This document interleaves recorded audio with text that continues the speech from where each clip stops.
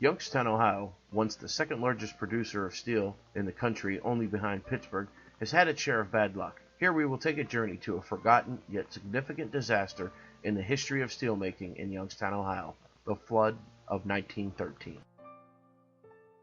My name is Donna DeBlasio. I'm a professor of history at Youngstown State University and director of the Center for Applied History. Well, it occurred at the end of March, 25th, 26th, right in there. And it wasn't just in Youngstown or in the Mahoning Valley. It was a regional flood. They talk about it in Dayton and Cincinnati, the Great Flood of 1913, so we were not alone. And Joseph Butler, who wrote a multi-volume history of Youngstown and the Mahoning Valley, described it as 4 days of ceaseless rain. It just rained and rained and rained. Plus, you also had some melting snow. So it was a catastrophe of almost Katrina proportions in terms of the damage, and that's before they had FEMA or anything like that. So it was major throughout the region. Mahoning, any river community was hit. The neighborhoods that were further away, and if you've ever driven up Market Street Bridge to South Avenue, those folks were fine. You know how high up that is. Or going the opposite direction up Wick Avenue or Fifth Avenue, it's all a hill. So anybody that was above that was fine. It was anybody who lived, closer to town or in places like Smoky Hollow, which has Crab Creek right there. They got some of it. They got some of the damage. But on the other hand, there weren't a whole lot of residences that were hit, relatively speaking. Mostly it was the industrial works, as those stood right on the banks of the river, so they got hit, and they got hit hard. And in 1913, you had plants the whole way up, starting with Sharon Steel in Lowellville, going all the way to Warren, with what was then Trumbull Steel. It was late, and that just opened the year before, by the way. That had opened in 1912. Later became part of Republic Steel. So, and you had a lot of smaller concerns too. You had stuff like the Niles Fire Brick in Niles. They're right on the river.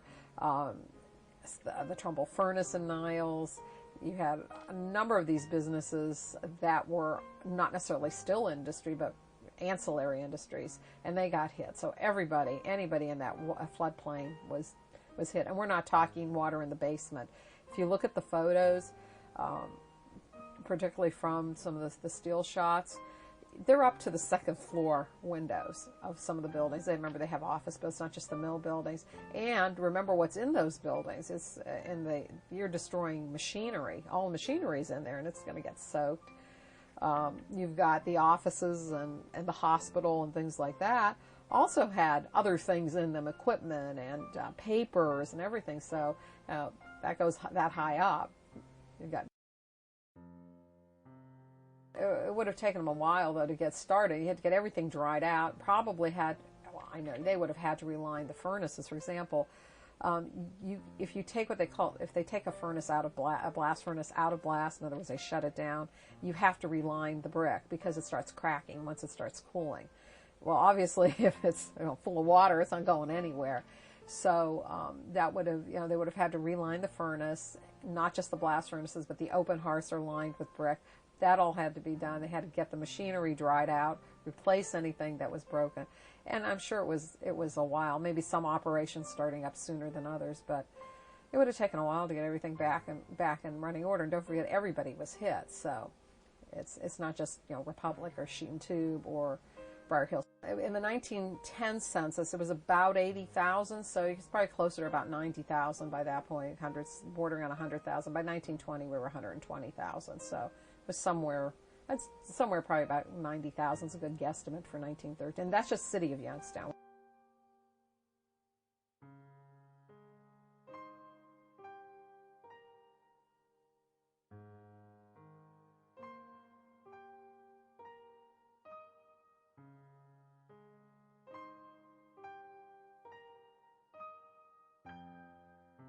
Discharge of the Mahoning River, this is Army Corps of Engineers, was 44,000 cubic feet, 44,400 cubic feet, and it was 16 and a half feet above flood stage. So that's significant.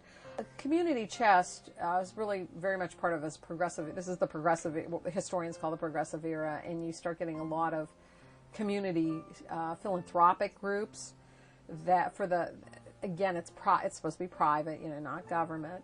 And the community chest brought together stuff like the Red Cross and all these other agencies. They used to have the Green Feather and stuff like that. That were all agencies that were their goal was to help people, providing food and clothing, and getting supplies in and things like this. It was all private, but it's very much of that progressive movement effort for social betterment.